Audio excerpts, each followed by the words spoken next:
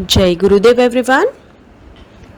वक्रतुंड महाकाय सूर्यकोटि समप्रभ निर्विघ्नं कुरु मे देव सर्वकार्येषु सर्वदा सर्वकार्येषु सर्वदा सर्वकार्येषु सर्वदा।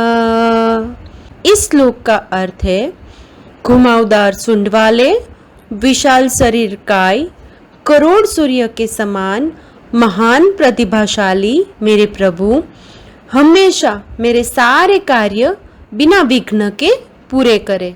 तो नेक्स्ट हम रीड करने वाले हैं jute. Jute is one of the most important natural fiber. It is called the golden fiber and it is used to make या फिर it is used for making sacks, carpets, ropes, etc. तो क्या बोला गया है यहाँ पे, jute is one of the most important क्या है, नेचुरल फाइबर है ये, ठीक है। और इसको हम और क्या कहते हैं, गोल्डन फाइबर भी कहते हैं जूट को। और इसको किस किस का बनाने के लिए, तो सैक होते हैं वो थैले जो आपको मार्केट ले जाने के लिए यूज करते हो, तो सैक्स बनाने के लिए, कारपेट और रोप्स यानी कि रस्सियाँ बनाने के लिए इसका यूज किया जाता है। It's grows well in hot and wet climate. कहाँ पे ग्रो होता है जूट, जहाँ पे हॉट और मतलब नमी वाला जो क्लाइमेट होता है उस जगह पे। It needs lots of water and high temperature to grow. कैसा टेम्परेचर चाहिए होता है इसको, लो वाटर और हाई टेम्परेचर की ज़रूरत होती है ग्रो करने के लिए। The main jute producing states are West Bengal, Assam, Bihar and Orissa. तो ये मेन स्टेट्स हैं जहाँ पे जूट का प्रोडक्शन होता है। कौन कौन सी या प्रोड्यूस होती हैं, तो वेस्ट बंगाल, असम, बिहार और उड़ीसा। नेक्स्ट आपके पास कॉटन। तो cotton is called the king of fibre. देखो जूट को क्या कहा था, जूट को कहा था आपको गोल्डन फाइबर और कॉटन को क्या बोला गया है, किंग ऑफ फाइबर्स, ठीक है। It is a leading commercial crops grow for its valuable fibre. तो ये क्या है, लीडिंग कमर्शियल, लीडिंग मीन सबसे आगे है और कमर्शियल होती है व्यावसायिक, जिसमें आप बिजनेस करने के लिए जैसे जिसको यूज करते हो, तो सबसे कमर्शियल है crops grow for its valuable fibre, जो कि इसके फाइबर की बहुत वैल्यू है। या फिर cotton is use for making cotton clothes. तो इसका जो कॉटन है किस लिए यूज की जाती है, जो भी फाइबर है इसका, तो ये यूज किया जाता है कॉटन क्लॉथ्स को बनाने के लिए। It's grows well in warm sunny weather and in drier areas on black और ऑलिवियल सॉइल।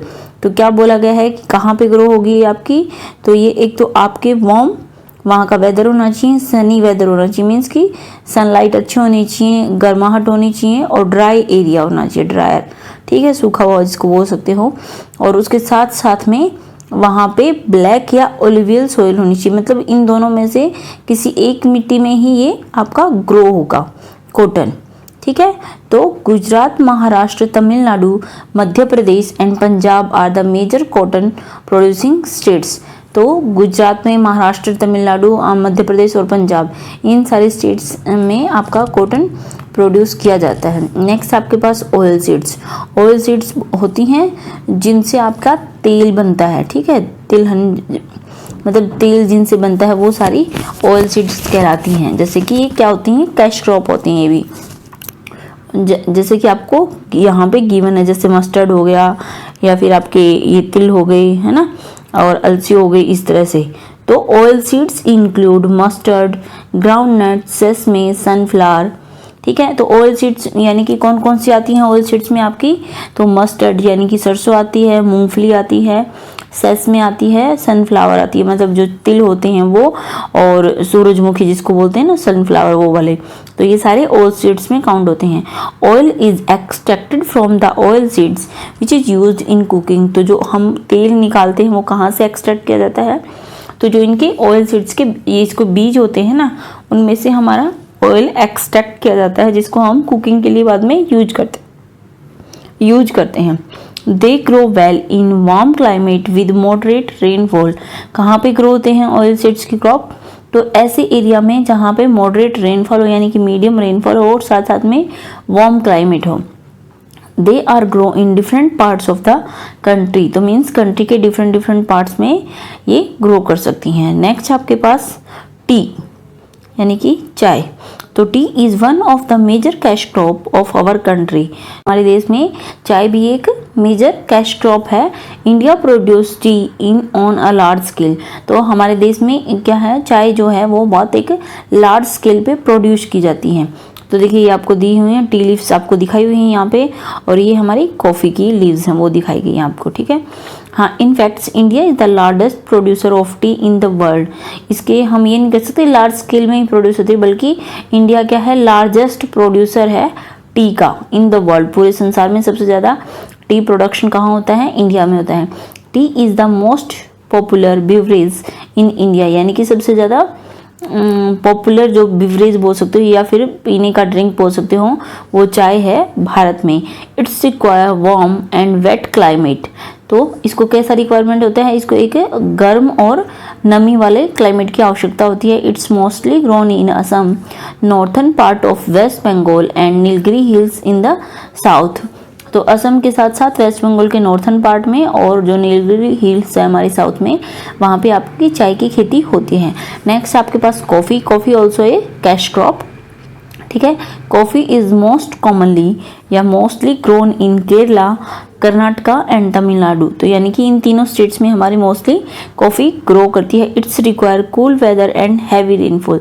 तो क्या क्या चाहिए होता है इसको, कि एक कूल वेदर होना चाहिए और उस वहाँ पे रेनफॉल अच्छी खासी होनी चाहिए कॉफ़ी को ग्रो करने के लिए, ठीक है। तो बीवरेज का क्या मतलब है यहाँ पे, any drink other than water. तो पानी को छोड़ के जो भी ड्रिंक्स होती हैं, लिक्विड जो हम पीते हैं, वो सारे बीवरेज कहलाते हैं, चाहे वो आपकी सॉफ्ट ड्रिंक हो, चाहे कॉफ़ी हो, ठीक है, वो सारे। नेक्स्ट आपके पास स्पाइसेस, ठीक है। तो स्पाइसेस यानी कि हमारे मसाले। तो देख लीजिए, स्पाइसेस इंक्लूड पेपर,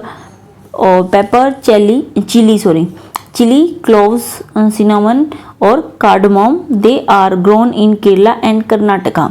तो ये जो हमारे पेपर होती है, काली मिर्च जो बोलते हैं वो, चिली यानी कि मिर्ची, क्लोव्स आपकी जो लौंग होती है वो, और सिनेमन, और उसके अलावा कार्डमम। तो ये सारी जो हैं हमारी दालचीनी, और ये they are grow in Kerala और कर्नाटका। तो ये इन दोनों स्टेट्स में ग्रो होती हैं।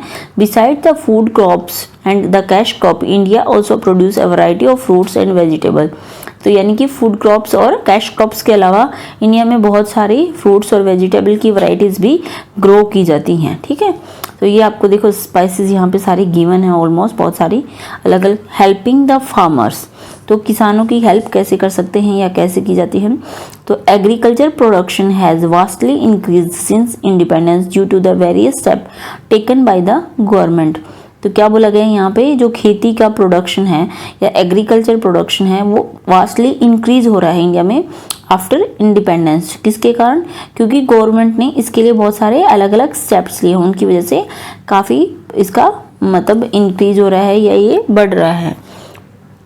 Many multipurpose project has been launched to irrigate the farms।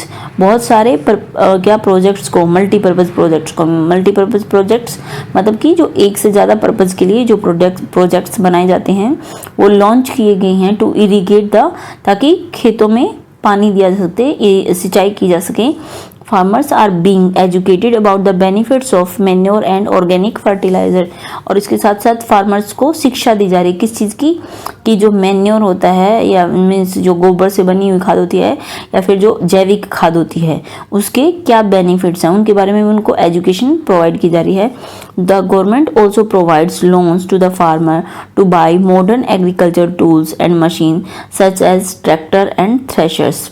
इसके अलावा गवर्नमेंट्स क्या करी है, मीन्स कि गवर्नमेंट्स ने और भी बहुत सारी स्कीमें लाई हैं जिसमें कि फार्मर्स को लोन्स भी प्रोवाइड कराए जाते हैं ताकि वो मॉडर्न एग्रीकल्चर टूल्स और जो मशीनें हैं उनको खरीद सकें, जैसे कि ट्रैक्टर हो गया, थ्रेशर हो गया। और उसके बाद है कि बेटर क्वालिटी सीड्स और also provided to them on cheap prices. किनको, किसानों को, यानी कि कम प्राइसेस पे उनको बेटर क्वालिटी के जो सीड्स हैं या बीज हैं उनको प्रोवाइड करवाए जा रहे हैं गवर्नमेंट की तरफ से, ठीक है। नेक्स्ट है हमारे पास नाउ आई नो। तो नाउ आई नो में है हमारे पास सबसे पहले almost 2/3 of the India population is engaged in agriculture. तो नाउ आई नो में क्या होता है, हमारे पूरे चैप्टर की एक किस्म से बोल सकते हो कि समरी ही है। तो यहाँ पे बोला गया है कि 2/3 पॉपुलेशन इंडिया की किसमें एंगेज है, एग्रीकल्चर यानी कि खेती करने में, यानी कह सकते हो 67% लोग यहाँ पे खेती करते हैं। 2 types of crops are produced in India. कौन कौन सी 2 टाइप की क्रॉप्स प्रोड्यूस की जाती हैं इंडिया में, तो आपकी हो गई ये कैश क्रॉप और फूड क्रॉप, ठीक है। तो एक तो है फूड क्रॉप जो लोगों के फूड करने के लिए या उनको पेट भरने के लिए, और दूसरी होती है कैश क्रॉप जो कि बेचने के लिए, पैसा कमाने के लिए ग्रो की जाती है। फिर आपके पास राइस, वीट, माइलेट्स, ठीक है, क्या क्या गिवन है, rice, wheat, millets and pulses are the main food crops of India. तो चावल, गेहूं और जो हमारे मोटे अनाज हैं या फिर दालें हैं, ये सारे क्या है, हमारे मेन फूड क्रॉप्स हैं भारत के। India has the largest area under rice cultivation in the world, की वर्ल्ड का सबसे ज़्यादा ऐसा एरिया है इंडिया का जो राइस कल्टीवेशन करता है, यहाँ पे राइस ग्रो किए जाते हैं लार्जेस्ट एरिया पे। Sugar cane, jute, cotton and oil seed are the major cash crop of India. कौन कौन से मेजर कैश क्रॉप हैं, शुगर केन हो गई यानी कि ईख हो गई, जूट हो गई, कपास हो गई और तिलहन हो गई, या आप बोल सकते हो ऑयल सीड्स हो गई। इसके अलावा governments provide loans to farmer to buy modern agriculture tools. इसके अलावा गवर्नमेंट क्या कर रही है, लोगों को लोन प्रोवाइड करवा रही है ताकि वो क्या कर सके, अपने खेती करने के लिए मॉडर्न एग्रीकल्चर टूल्स को बाय कर सकें, ठीक है। तो अब हम लेट्स प्रैक्टिस भी कर ही लेते हैं। तो हम करने वाले हैं एक्सरसाइज। तो फर्स्ट क्वेश्चन आपके पास मल्टीपल चॉइस क्वेश्चन में, India is an dash country, कौन सी country India, agriculture country. Rice is the dash crop, कौन सी क्रॉप है राइस, तो राइस आपकी खरीफ क्रॉप जो कि मानसून सीजन में जो बोल सकते हो आप ग्रो की जाती है, ठीक है। नेक्स्ट आपके पास question number 3, pulses are rich in, किस में रिच होती हैं पल्सेस, तो पल्सेस जो हमारी होती हैं वो प्रोटीन्स में रिच होती हैं, ठीक है। Crops grown for commercial purpose are called, जो व्यावसायिक पर्पस के लिए जो क्रॉप्स ग्रो की जाती हैं उनको क्या बोलते हैं, तो उनको हम बोलते हैं कैश क्रॉप्स, ठीक है। Crops which is known as golden fibre, तो गोल्डन फाइबर किसको बोला जाता है, तो गोल्डन फाइबर हमने पढ़ा था जूट को बोला जाता है, ठीक है। नेक्स्ट आपके पास 2 types of crops are grow in India, तो फर्स्ट होगी आपकी फूड क्रॉप्स, ठीक है, और सेकंड होगी आपकी कैश क्रॉप्स। तो ये दोनों इंडिया में ग्रो की जाती हैं। Dash is known as the king of fibre, तो ये जो कॉटन है, कॉटन को बोला जाता है क्या, किंग ऑफ फाइबर। नेक्स्ट है jowar, bajra and ragi are known as, तो ज्वार, बाजरा और जो रागी है उसको क्या कहते हैं, उसको कहते हैं माइलेट्स, MILLETS माइलेट्स, ठीक है। Gram, moong and arhar are also known as, तो इनको क्या कहा जाता है, ग्राम, मूंग और अरहर को, तो ये हमारी दालें होती हैं, तो इनको कहते हैं पल्सेस, ठीक है, PULSES pulses. Tea and coffee are known as the, तो टी और कॉफ़ी को क्या बोला जाता है, बीवरेज। तो आप ये कर लीजिएगा अपने हिसाब से। नेक्स्ट है आपके पास state whether the statement are true और false, India does not have suitable soil for agriculture, तो ये तो टोटली फॉल्स है क्योंकि India have suitable soil for agriculture, ठीक है। तो इस फर्स्ट का जो है वो हमारा हो जाएगा फॉल्स। सेकेंड आपके पास the largest producer of jute in the world in India, तो ये भी फॉल्स हो जाएगा क्योंकि लार्जेस्ट प्रोड्यूसर नहीं है हम जूट की, ठीक है। थर्ड है tea and coffee are mainly grown in Punjab, तो ये भी बिल्कुल गलत है। टी आपकी ज़्यादातर असम में होती हैं और जो कॉफ़ी है वो कर्नाटका, तमिलनाडु उधर वाली स्टेट्स में होती हैं, ठीक है। Wheat is grown in the summer season, this is also wrong, क्योंकि वीट क्या है एक आपकी रबी क्रॉप्स और ये ज़्यादातर विंटर सीजन में होती हैं, तो ये भी आपका फॉल्स हो जाएगा। नेक्स्ट है rice is grown in humid and hot climate, तो दिस इज़ ट्रू कि राइस को ग्रो होने के लिए हॉट और ह्यूमिड क्लाइमेट की ज़रूरत होती है, ठीक है। तो आई होप आपको समझ में आ गया होगा। Thank you so much for watching.